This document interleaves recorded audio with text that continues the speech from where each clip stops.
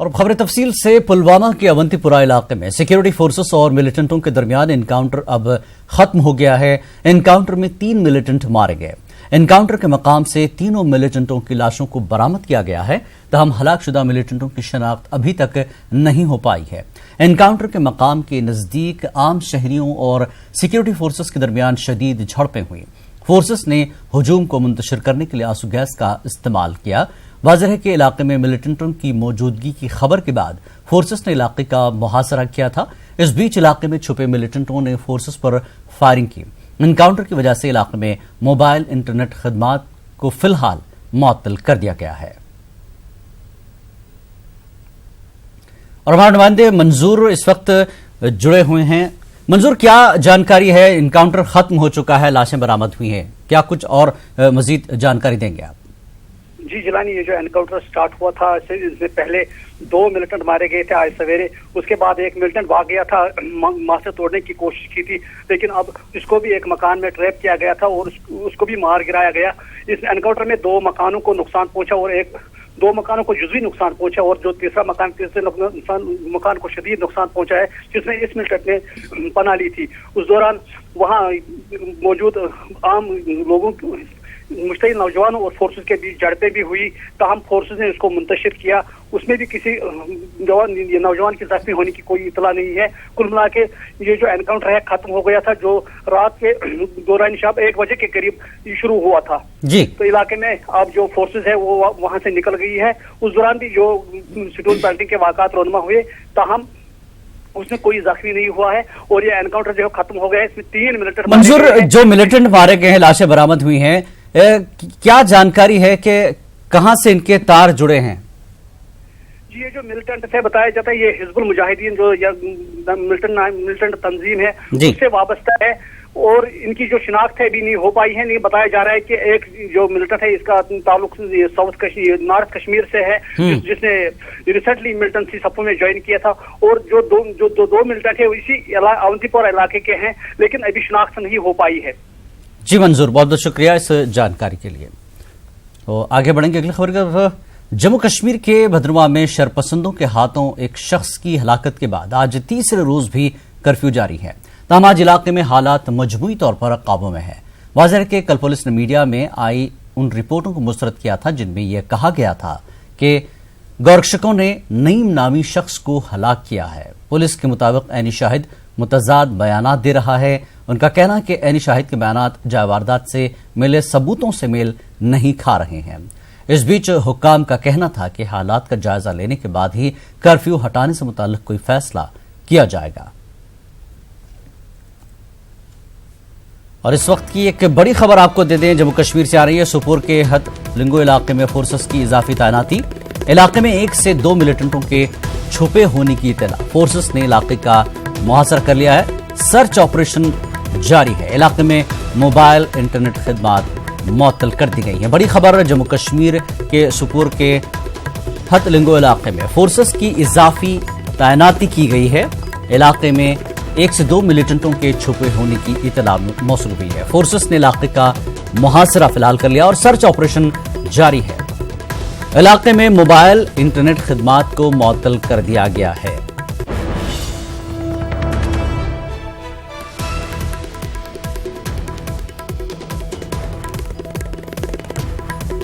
अवंतीपुरा का एनकाउंटर इधर खत्म हुआ कि सोपोर के हथलिंगो इलाके में फोर्सेस की इजाफी तैनाती इसलिए की गई कि 2 मिलिटेंटों के 1 से 2 मिलिटेंट छुपे होने की इत्तला यहां से मिली है। फोर्सेस ने इलाके का मुहासरा कर लिया है। सर्च ऑपरेशन जारी है। इलाके में मोबाइल इंटरनेट खदमात को मुअत्तल कर दिया है। जम्मू कश्मीर के सोपोर के हथलिंगो इलाके में फोर्सेस की इजाफी तैनाती की गई है। इलाके में 1 से 2 मिलिटेंट के छुपे होने की इत्तला मौसूल हुई है और सर्च ऑपरेशन इस वक्त जारी है।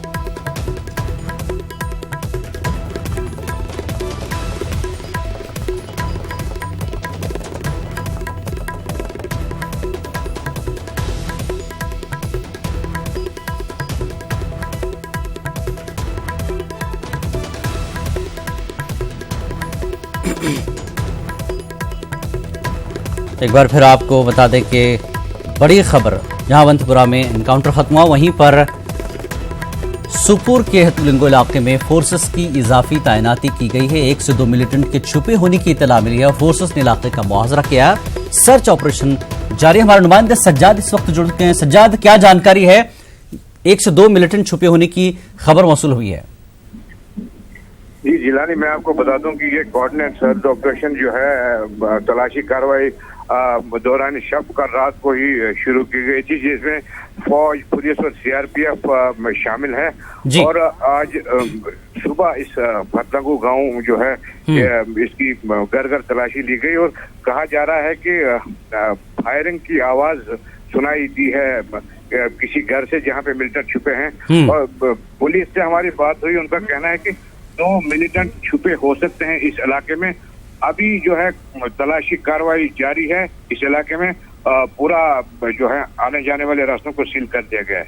इस ज्यादा इन इलाकों में क्या सर्च पहले से ही चल रहा था? इस दरमियान में ये पता चला कि यहाँ मिलिटेंट हैं, या ये इत्तला मिलने के बाद सर्च ऑपरेशन शुरू हुआ है?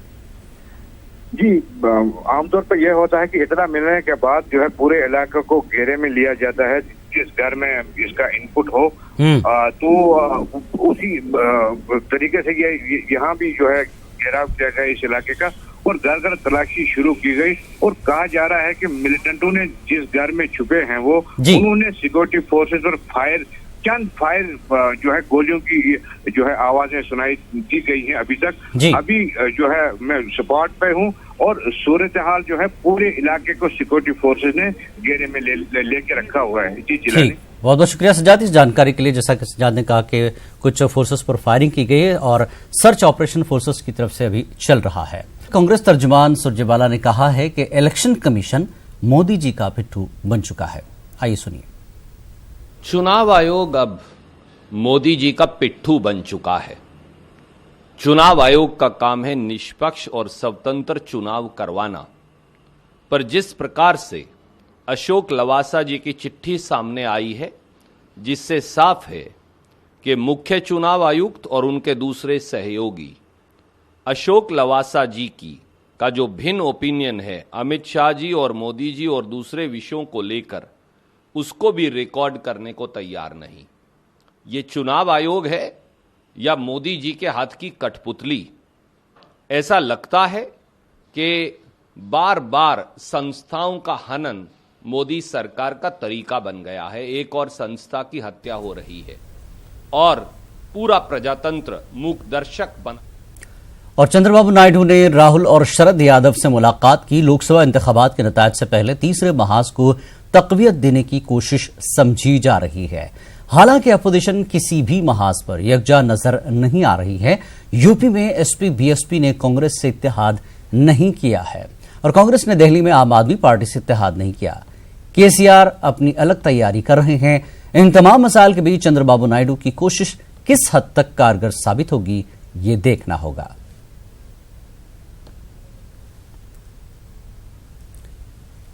और चंद्रबाबू नायडू के कई बड़ी लीडरों से मुलाकात पर सीनियर लीडर शरद यादव ने कहा कि आपस में गुफ्तगू करने में कोई हर्ज नहीं। 23 मई के बाद जैसे हालात बनेंगे वैसे कदम उठाए जाएंगे। करते हैं शरद यादव जी से। शरद यादव जी, किस तरह की संभावना देख रहे हैं? चूंकि 23 तारीख को चुनाव नतीजे आने हैं, कल आखिरी चरण की वोटिंग है, उसके पहले ही कवायद दिल्ली में बढ़ गई है, हलचल तेज हो गई है। चंद्रबाबू नायडू जो हैं दिल्ली में हैं, राहुल गांधी से मुलाकात कर रहे हैं, आपसे भी बात हुई है। देखिए, चुनाव तो 23 को घोषित हो जाएगा, तो उसके पहले जो है वो लोग जो है वो अपने आपस में चर्चा कर रहे हैं। उस चर्चा से कोई नतीजा आएगा ये बात नहीं है, लेकिन कोई चूँकि 23 के पहले जो है वो कवायद पहले भी कर रहे थे, अभी भी कर रहे होंगे लोग। गुलाम नबी आज़ाद जो कि कांग्रेस के वरिष्ठ नेता हैं, उनकी तरफ से कहा गया कि कांग्रेस जो है पीएम पद भी एक तरह से त्यागने के लिए तैयार है, जो उनकी तरफ से संकेत दिया गया इस तरह से। तो कहीं ना कहीं ये कवायद है कि जो अगर बीजेपी सत्ता में नहीं आती, एनडीए की सीटें कम होती हैं, तो उस सिचुएशन में विपक्षी दलों को साथ लेने के लिए कांग्रेस त्याग करने के लिए तैयार है। नहीं, इन बातों में हम कभी नहीं बोलते।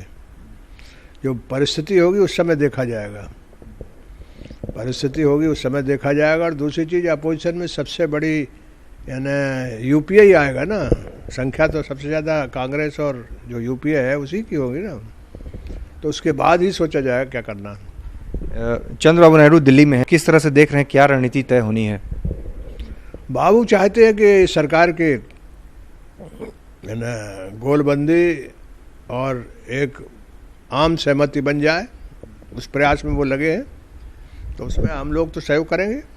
आखिर में एक सवाल, बिहार में आप भी मधेपुरा से इस बार चुनाव मैदान में हैं, ओवरऑल बिहार में देखा जाए तो 40 सीटों में महागठबंधन के लिए किस तरह की संभावना आप देख रहे हैं? मैं मानता हूं कि जो बीजेपी, जो एनडीए की स्थिति थी पिछले बार, वो यूपीए की होगी। चलिए, बहुत बहुत धन्यवाद। तो शरद यादव जी का कहना है कि जो एनडीए की स्थिति पिछली बार बिहार में थी, यानी 30 से ज़्यादा सीटों पर एनडीए की जीत हुई थी, ठीक उसी तरह से इस बार उल्टा होगा और यूपीए की स्थिति उस तरह से होने वाली है बिहार में। हालांकि चंद्रबाबू नायडू की जो गतिविधि बढ़ी है, सक्रियता बढ़ी है दिल्ली में, उसको लेकर इनका कहना है कि अभी हमें 23 तक का इंतजार करना होगा जब चुनाव परिणाम सामने आएगा। कैमरामैन प्रहलाद के साथ अमितेश, न्यूज 18 दिल्ली। और नायडू और राहुल की मीटिंग और थर्ड फ्रंट की सुबगाहट के बीच बीजेपी खेमे में भी हलचल देखी जा रही है। हमारे नुमाइंदे अनूप गुप्ता ने शाहनवाज हुसैन से बातचीत की। लोकसभा चुनाव के लिए कल आखिरी चरण की वोटिंग है, उससे पहले ही दिल्ली में सियासी पारा आसमान चढ़ गया है। अभी हमारे साथ हैं बीजेपी के राष्ट्रीय प्रवक्ता शाहनवाज हुसैन। सर, कल आखिरी चरण की वोटिंग है, लेकिन उससे पहले ही जिस तरीके से चंद्रबाबू नायडू, राहुल गांधी से मुलाकात और ये जो लगातार कवायद थर्ड फ्रंट और विपक्षी पार्टियों की तरफ से की जा रही है, इसको कैसे देखते हैं? देखिए, आप देख नहीं रहे हैं, नरेंद्र मोदी जी निश्चिंत हैं, केदारनाथ के दौरे पे हैं, अमित शाह जी सोमनाथ के दौरे पर हैं, ऊपर वाले का शुक्रिया अदा कर रहे हैं। जिस तरह से वोटिंग हुई है, हम लोग अपार बहुमत से सरकार बनाने जा रहे हैं। 300 से ज्यादा सीट बीजेपी को आएगी, अकेले सहयोगी के साथ 2/3 बहुमत प्राप्त होगा। देश में बच्चा बच्चा मोदी मोदी बोल रहा है, इसका एहसास चंद्रबाबू नायडू को भी है और अरविंद केजरीवाल साहब को भी है। और ये लोग सिर्फ 3 दिन के लिए और भरम रखना चाहते हैं, मिलते रहें, क्योंकि एक बात और तय है कि आंध्र प्रदेश में मुख्यमंत्री चंद्रबाबू नायडू के साथ एक शब्द और जुड़ रहा है, पूर्व का। अब वो पूर्व मुख्यमंत्री हो जाएंगे, इसलिए वो मिल रहे हैं। उनको लग रहा है कि नरेंद्र मोदी जी की सरकार बनेगी तो कुछ दोस्ती गांठ ली जाए विपक्ष के नेताओं से। कुछ होने वाला नहीं है, विपक्ष के नेता के पद लायक भी सीट विपक्ष के लोगों को मिलाकर बनाना पड़ेगा। चुनाव परिणाम को लेकर आपके पास कुछ कैलकुलेशन है, जिसके वजह से आप लोग कह रहे हैं कि 300 के पार आप लोगों का आंकड़ा होगा। विपक्ष के पास भी कुछ आंकड़ा जरूर होगा, यही वजह है कि लगातार कवायद की जा रही है इस परिणाम से पहले। विपक्ष के पास तो आंकड़ा सिर्फ भरम का होता है। मुंगेरी लाल के हसीन सपने देखने हैं तो देख ले, कुछ होने वाला नहीं है उन लोगों का। नरेंद्र मोदी जी प्रधानमंत्री बनने जा रहे हैं, 23 को शाम तक रिजल्ट पूरी तरह से आ जाएगा और उसी हफ्ते शपथ हो जाएगी। सर, कल 59 सीटों पर चुनाव है, काफ़ी महत्वपूर्ण जगहों पर चुनाव कहा जा सकता है बीजेपी के लिहाज से। कितने आप होपफुल हैं ये जो 59 सीटों पर चुनाव हो रहे हैं? ये 59 की 59 सीट हमारी है, ये सबको जनता है, ये जानती है कि जब नरेंद्र मोदी जी को बहुमत मिल रहा है तो थोड़ा और मदद कर दें, कोई दुश्वारी नहीं होगी। पंजाब में भी इस बार बहुत अच्छा परफॉर्मेंस होने जा रहा है, जहां पिछली बार हम अच्छा नहीं कर पाए थे। तो ये थे बीजेपी के वरिष्ठ नेता शाहनवाज हुसैन। कैमरामैन सोनू मंडल के साथ अनूप गुप्ता, न्यूज 18 नेटवर्क, दिल्ली। आम आदमी पार्टी सरबराह व दिल्ली के वज़ीर आला अरविंद केजरीवाल के मुताबिक दिल्ली में चुनाव से ऐन काबिल मुस्लिम वोट कांग्रेस के पाले में चले गए। एक अंग्रेजी अखबार को दिए बयान में उन्होंने कहा कि चुनाव से 48 घंटे कबल ऐसा लग रहा था कि दिल्ली की 7 की 7 सीटें आपके कब्जे में हैं, लेकिन अब कुछ कहा नहीं जा सकता। केजरीवाल के मुताबिक वो इस बात का पता लगाने की कोशिश कर रहे हैं कि आखिर ऐसा क्यों हुआ, ऐसा क्या हुआ कि 12 से 13% मुस्लिम वोट बैंक कांग्रेस की झोली में चला गया। और इस मामले पर शीला दीक्षित ने कहा है कि कांग्रेस की कोशिश यही होती है कि तमाम लोगों के वोट हासिल हों। कांग्रेस को सब वोट्स मिले हैं और हम कोशिश यही करते हैं कि सबके वोट्स मिले। और अभी तो रिजल्ट बताएगा कि किसके क्या वोट्स आए, लेकिन हमने सबको अप्रोच किया था। हमारे लिए हर वोटर इम्पोर्टेंट है, मुसलमान हो या सिख हो या ईसाई हो, सब वोटर इम्पोर्टेंट है। हम वोटर्स को इस तरह से ट्रीट करते हैं, ये नहीं कि इसी को करो और उसी को ना करो। उनका 12-13% जो वोट है वो शिफ्ट हो गया 48 घंटे पहले कांग्रेस। तो क्या करें इसका, मैं तो कमेंट नहीं कर रही हूँ, खुद ही कर रहे हैं ना, तो उनके कमेंट को आपको बिलीव करना चाहिए। और खुर्रम शहजाद हमारे नुमाइंदे इस वक्त हमारे साथ जुड़ चुके हैं। खुर्रम, क्या बात है कि दिल्ली में इस बार मुस्लिम वोटर्स पर एक तरह की सियासत रिजल्ट से पहले देखने को मिल रही है? देखिए जिलानी, ये कोई पहली मर्तबा नहीं है कि जब मुस्लिम वोटर्स को हारियत के लिए मुर्द इल्जाम ठहराया जा रहा है। आपने उत्तर प्रदेश का जो विधानसभा इंतखाब है वो भी देखा होगा, जब मायावती की सीटें नहीं आई थी, और पिछला लोकसभा इंतखाब भी देखा होगा जब मायावती जी बिल्कुल की सीटें नहीं आई थी, तो उन्होंने सीधे तौर पर मुस्लिम वोटर्स को जिम्मेदार ठहराया था। अभी देखा जाए तो जिस तरह से आम आदमी पार्टी ने दिल्ली में मुहिम चलाई, वो सिर्फ इस बात पर थी कि मुसलमान के बीजेपी को सिर्फ आम आदमी पार्टी ही शिकस्त दे सकती है। ये पूरी कैंपेन थी। इसके अलावा मुस्लिम के लिए क्या किया गया, किस तरह से काम किए गए, उस पर फोकस बहुत कम रहा, बल्कि सीधे तौर पर यही इस बात का डर दिखाया जाता रहा कि बीजेपी जीत सकती है, इसलिए कांग्रेस को वोट न दिया जाए। आखिर में जाकर के जिस तरह से कांग्रेस ने अपनी हिकमत अमली बदली, अपने जो मेंबर असेंबली, जो उनके साथ मेंबर असेंबली है, उन सबको उतारा मैदान में, और देखा जाए तो काफी हद तक उसका कांग्रेस को फायदा हुआ। और आम आदमी पार्टी के सरबराह इस तरह से कबूल कर रहे हैं कि जो 3 मुस्लिम वोटों अक्सरियती वोट वाली सीट है, कहना चाहिए कि north east Lok Sabha seat, Chandni Chowk Lok Sabha seat और ईस्ट दिल्ली की लोकसभा सीट, तो इन 3 सीटों पर मुस्लिम वोटर हैं वो असर रखते हैं। देखा जाए तो नॉर्थ ईस्ट में 25 से 30% के करीब मुस्लिम वोटर हैं, तो वहां पर शीला दीक्षित को कांग्रेस ने उम्मीदवार बनाया था, वहां पर दिलीप पांडे आम आदमी पार्टी की तरफ से उम्मीदवार थे। कहा जा रहा है कि वो उसी दिन इस लड़ाई से बाहर हो गए जब शीला दीक्षित को कांग्रेस ने उतारा, क्योंकि शीला दीक्षित ने दिल्ली में काफी हद तक जो कहना चाहिए तरक्याती काम करके दिखाए थे, और मुस्लिम वोटर्स में एक तरह की सिंपैथी कांग्रेस के साथ थी, लेकिन वो पिछले लोकसभा इंतखाब में पूरी तौर से आम आदमी पार्टी के साथ चला गया था, सिर्फ इस बुनियाद से कि आम आदमी पार्टी बीजेपी को शिकस्त दे रही थी, लेकिन आम आदमी पार्टी फिर भी शिकस्त नहीं दे पाई। तो इस वक्त इस बार कहना चाहिए कि मुस्लिम वोटर ने एक तरह से एक दांव लगाया है कांग्रेस के ऊपर, जिस तरह से आम आदमी पार्टी के सरबराह कबूल कर रहे हैं, लेकिन इसका पता तो 23 तारीख को ही चलेगा। लेकिन इस बात का एहसास जरूर हो गया है। दूसरी सीट चांदनी चौक है, जहां पर 30% के करीब मुस्लिम वोटर हैं, वहां पर भी कोई ऐसा नाम नहीं था जिसको किसी मुस्लिम उम्मीदवार को ना आम आदमी पार्टी ने उतारा ना कांग्रेस ने उतारा, लेकिन मुस्लिम वोटर के बीच में कांग्रेस ने जगह बनाई। ईस्ट दिल्ली में भी एक कहना चाहिए अकलियती तबके से अरविंदर सिंह लवली को कांग्रेस ने उतारा था, आज की उतरी थी मैदान में, और तालीम के नाम पर जरूर उन्होंने वोट मांगा, लेकिन कहीं ना कहीं मुस्लिम वोटर शायद उनमें वो चीज नहीं दिखा, वो भरोसा नहीं दिखा सके। और एक बात और भी है कि अरविंद केजरीवाल की जो पार्टी थी, उन्होंने सारा जोर जो है लोकसभा इंतखाब में इस बात पर लगाया कि दिल्ली को मुकम्मल रियासत का दर्जा हासिल हो जाए, लेकिन ये बात लोगों की समझ में नहीं। अगर के 7 जो लोकसभा सीटें हैं, अगर वो आम आदमी पार्टी जीत जाती है, तो किस तरह से दिल्ली को मुकम्मल रियासत का दर्जा मिलेगा, और किस तरह से जो आम इंतखाब जो हुकूमत बनने वाली है उसमें किस तरह से रोल होगा। क्योंकि सीधा मुकाबला मुल्क में कांग्रेस बीजेपी से कर रही है, राहुल गांधी बनाम वजीर आजम नरेंद्र मोदी की जो जंग है उसमें शायद मुस्लिम वोट इसके साथ गया है, और इस बात का एहसास आम आदमी पार्टी को हो गया है।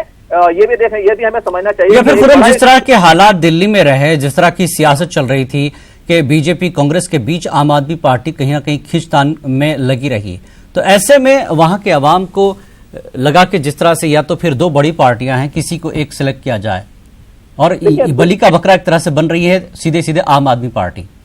देखिए, बली का बकरा नहीं कह सकते, लेकिन हम ये जरूर कहेंगे कि हाँ, कि मुस्लिम वोटर्स ने जरूर एतमाद जताया है, लेकिन एक बात आपको जरूर समझनी चाहिए कि आम आदमी पार्टी ने जो मुस्लिम जो है हिस्सेदारी की बात है, नुमाइंदगी की बात है, दिल्ली में जो राज्यसभा की सीट थी उसमें किसी मुस्लिम उम्मीदवार को टिकट नहीं दिया।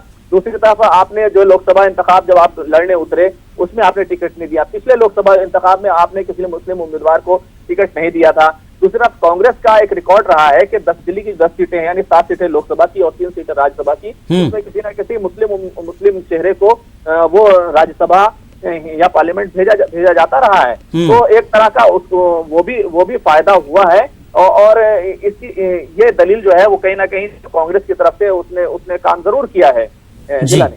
जी बहुत बहुत शुक्रिया खुर्रम जानकारी के लिए। बहरहाल जिस तरह से जिला दीक्षित ने भी कहा कि अब केजरीवाल ने ही ये बात उठाई तो उनकी बात को यकीन कर लिया जाए कि किसका वोट किसके साथ गया है। अगली खबर की तरफ पीएम मोदी केदारनाथ पहुंचे और पूजा अर्चना की। 12,000 फुट की ऊंचाई पर कायम गुफा में वज़ीर आज़म ध्यान लगाएंगे।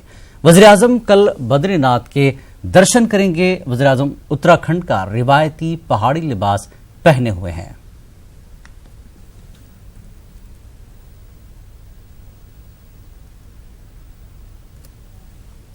और कांग्रेस लीडर प्रमोद तिवारी ने कहा कि पीएम मोदी पूजा कर रहे हैं या पूजा का दिखावा कर रहे हैं। प्रमोद तिवारी ने कहा कि पीएम अब पीएम नहीं बल्कि अयाम रफ्ता की याद बनकर रह जाएंगे। बाबा केदारनाथ और बाबा बद्रीनाथ के चरणों में मैं प्रणाम करता हूं, उनका आशीर्वाद मांगता हूं। लेकिन मुझे एक चीज समझ में नहीं आई, क्या नीयत लेके हो गए हैं? वो जो कुछ भी कर रहे हैं, कैमरे से 1 मिनट हटने न पाए, टीवी कैमरा इधर जाओ इधर जाओ इधर जाओ, तो पूजा कर रहे हैं या पूजा का प्रदर्शन कर रहे हैं जब चुनाव का प्रचार बंद हो चुका हो। मैं सिर्फ इतना कह सकता हूं, मोदी जी याद किए जाएंगे प्रधानमंत्री पद पर बैठकर सबसे ज्यादा झूठ बोलने के रिकॉर्ड के साथ। प्रधानमंत्री जी याद किए जाएंगे, 23 मई के बाद तो प्रधानमंत्री रहेंगे नहीं, इस बात के लिए कि उन्होंने सबसे ज्यादा आत्ममुग्ध कोई अपने आप से था और पब्लिसिटी कॉन्शियस था, तो श्री नरेंद्र मोदी। 23 मई को मोदी जी का जाना तय है और कांग्रेस के साथ गैर भाजपा सरकार का आना तय है। सुबह का सूरज निकलेगा मोदी सरकार में और जो सूरज शाम को 23 को अस्त होगा वो मोदी सरकार को लेकर अस्त होगा। फारसी के मारूफ शायर उमर खयाम का आज यौम पैदाइश है। ईरान के एक कदीम शहर निशापुर में 18 मई 1048 ईस्वी में खयाम की पैदाइश हुई। गूगल ने अपने वॉल पर उमर खयाम का डूडल लगाया है। इस तरह गूगल ने खयाम के 971वीं यौम पैदाइश पर खराज अकीदत पेश किया है।